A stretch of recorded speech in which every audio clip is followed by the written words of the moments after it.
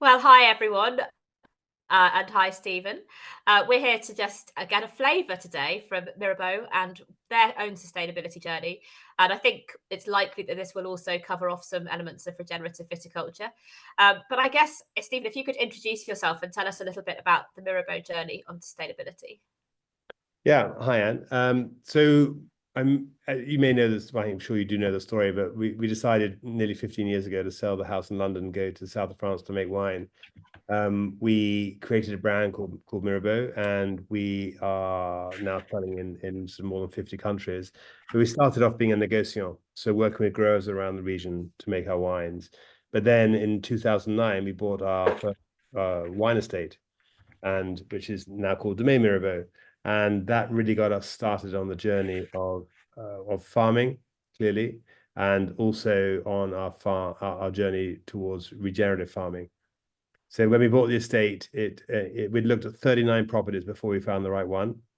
It's incredibly difficult. I found it incredibly difficult to actually find the right place that had the right feeling, the right terroir, the right wine possibilities. And we eventually found the domain in 2009. And we knew that we were going to farm organically, but organic farming wasn't going to fix the problem with the soil. Because even though it had making great wines, we knew the soil organic matter was really low. And so that really got us thinking about how are we going to do this? How are we going to actually repair the soils? And a friend of mine sent me an article written by Eric Asimov from the New York Times about a lady called Mimi Castile in Oregon who was farming regeneratively. And I thought, yeah, I want some of that. Let's do that. So that's how we started our journey. Amazing. So we talk a lot about terroir, we talk a lot about the very specific soils, but actually you came to this with quite a big brand mindset, wanting to create something that had some impact. So how do you square that circle of wanting to do something that has enough scale, but also that needs that much close attention to detail in the vineyard? Well, we're always going to be a negociant. So we've always been working with the best growers in the region, because we're trying to create a brand whereby our labels, the wines we have, are really consistent on style and quality. And so for that reason, it's always best to choose from the wide palette that the whole region in the Côte de Provence provides us. But when it came to our own estate wine, we wanted to make the best possible expression of a Côte de Provence rosé. And so we could make 60 or 70,000 bottles a year, but we make 6,000 bottles a year. And we wanted to have something that really is exceptional.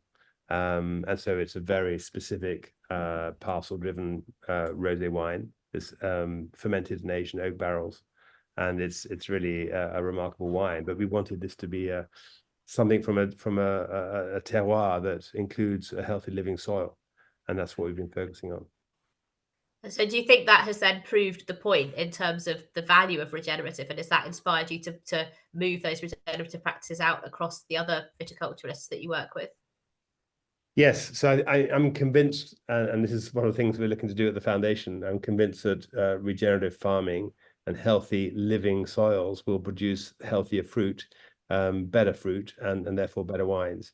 We've only had 2 vintages so far, even though we should have had 3, but we lost 1 to forest fire in 21. So it's hard to know. We haven't done controls. We haven't really, we're not really able to prove through our winemaking yet that regenerative works, but I'm convinced it does.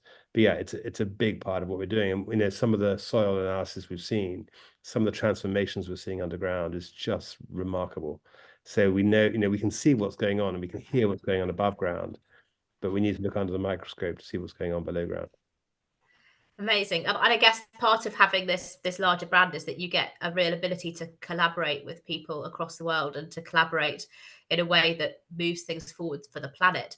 I mean, what do you think of regenerative as a kind of a collaboration tool? Do you think the whole regenerative industry is quite collaborative? Do you see it as a global challenge? Are you hosting days on your estate where you're getting local other people around to understand more about it? Yeah, so yes, we are. We already have done. Last month, we had a group of about 25 local producers coming over, and we told them about the RVF, the Regenerative Viticulture Foundation, and the work we're doing, and the reasons why it's important to work with living soils. And these guys all knew about it already, in the sense they knew that what they call agroecology in France is the way forward. So they were all open-minded to it. But I think there's a high level of wanting to adopt this approach to farming, and I think it is certainly, I've met quite a few, even in the last 6 months, probably about 10 different regenerative farmers, mainly in the USA, and all very open book on some of the challenges and some of the solutions to those challenges and so on. But I think it feels like regenerative farming is a revolution about to happen. The stars are aligning, and ironically, it's nothing new. It's just relearning how we used to farm before the age of industrial farming, before the tractor and chemical farming became common practice. So we need to unlearn all those bad habits we had that are basically killing the soil. But we need to retrain, and we need to get a whole lot of we need to adapt our farming practices to suit this way of farming. So everything that's been geared up and been built in the last 100 years is around a different kind of farming. But yeah, I think it's so people are very open about what kind of crushers to get, what kind of equipment they use for sorting out the growth under the vines and so on. And I hope it stays quite open source in that sense, because I think people know it's not just about making better wine and getting an individual advantage with your estate over your neighbors. We're trying to actually fix a much bigger problem here, which is around climate, around carbon. Yeah, exactly. So what's in your head? What's the link between regenerative viticulture and mitigating against climate change? Well, the biggest link is storing carbon in the soil.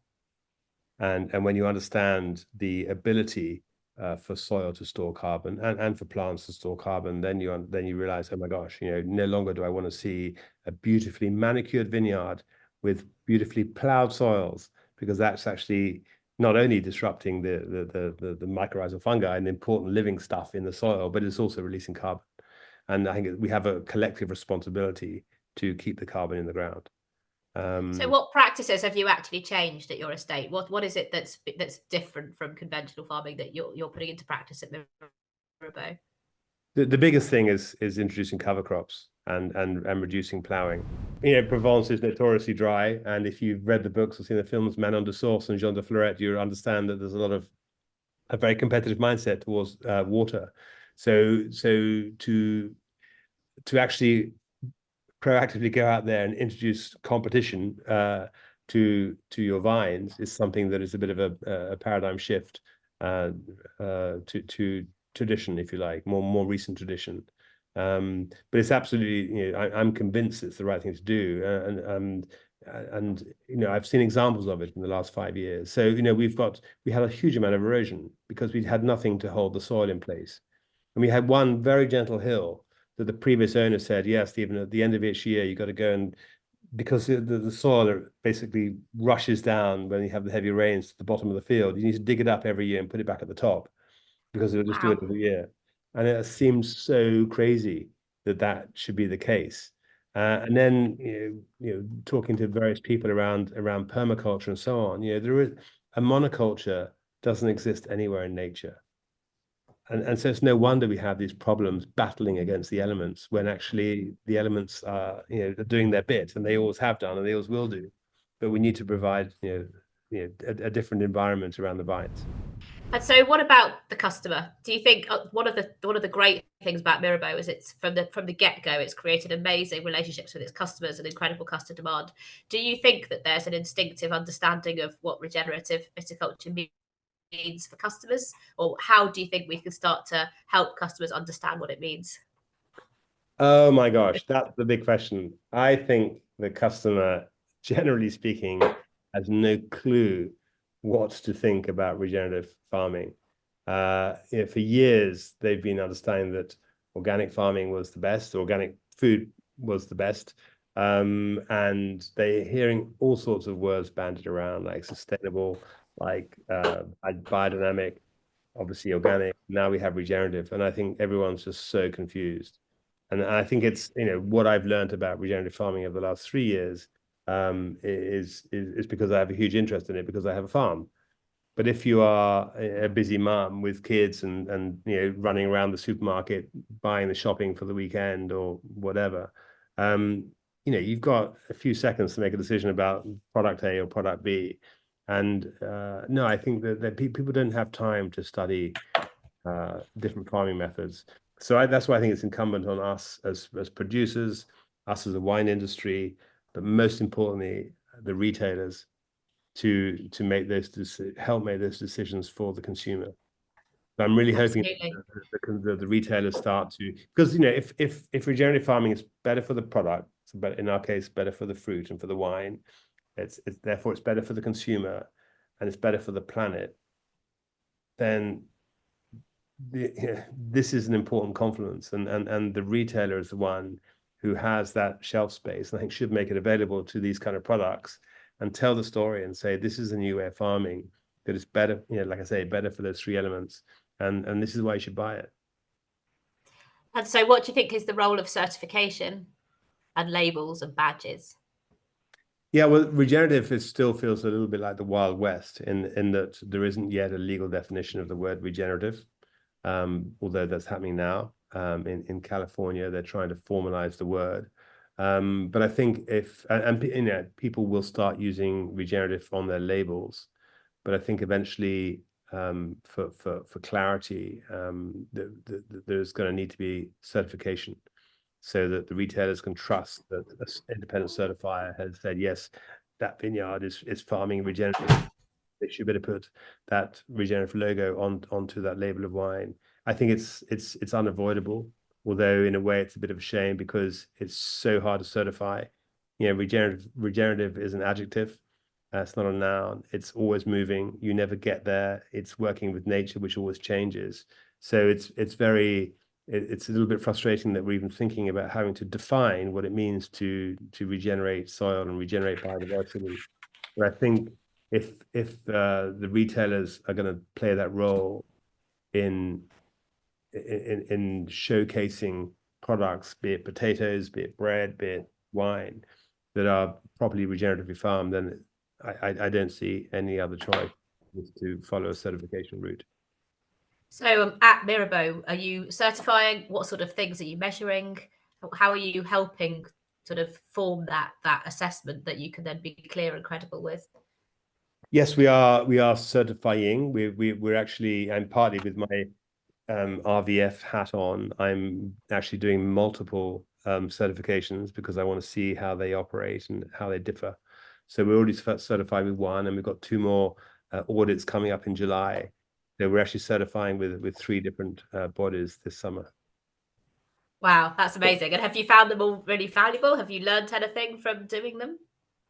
I mean, yes and no. They're all broadly similar. So they're all broadly focusing on soil health and measuring soil and having those soil analysis in different parts of the vineyard is the main thing. Some of them go more broad than soil and methods of farming, and actually include people and how we, if we're paying a fair living wage and so on. So it goes beyond the farming, but it's interesting to see. But like I say, we've got these two audits coming up in July, so I'll let you know how they differ after that. But they all seem to be pretty rigorous and pretty strict. So it's going to be interesting to see what it's like when the auditors turn up with their clipboards.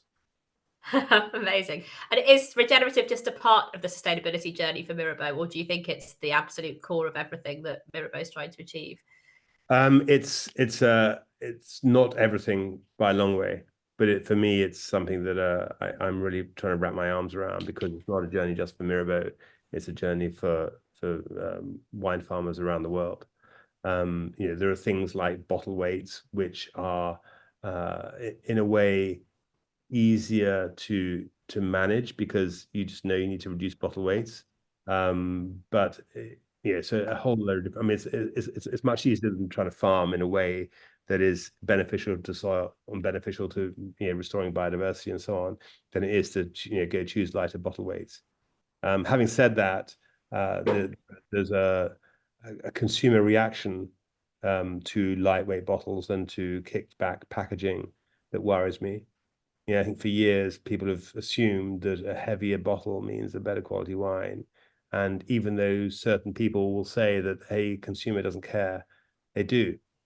They do, especially when they're buying something that's more premium. So if you're going to buy something, more than $20 or £20 a bottle, then sometimes you expect to get something that feels more solid, especially if you're gifting it and taking it to the in-laws. You want it to feel solid, and there's a big education piece that has to happen there, because the packaging is just the packaging. The wine, if it's in glass, it's in glass, and it should be in a lightweight glass.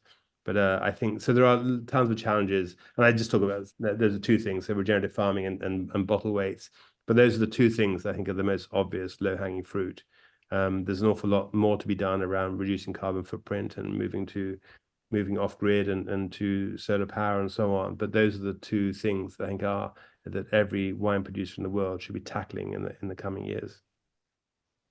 Thank you, Stephen. And I guess that brings me neatly back to what sustainability in drinks is about, which is about trying to educate everyone. Because I think all the data we've all seen, those two things are the absolute most material for the industry. It's packaging, the impact of packaging, and that's our impact on the world. And it's soil health, which not only mitigates our impact on the world, but also represents an ability for the vineyard to help heal itself. And enable us to have a sustainable future. And I guess when we come down to it, that collaboration and that desire to save the industry is exactly why we're so delighted to have you on board as a founding partner of Sustainability in Drinks. And on that note, I hope everyone will come along to the event on the 14th and 15th of October. You can hear more about what Mirabeau is up to. You can hopefully even talk to Stephen himself and taste some wine. But more importantly, come and learn how to make our sustainability more of a focus for everyone through the value chain and drive our industry forward with all of this information sharing that we can do together as an industry. Thank you.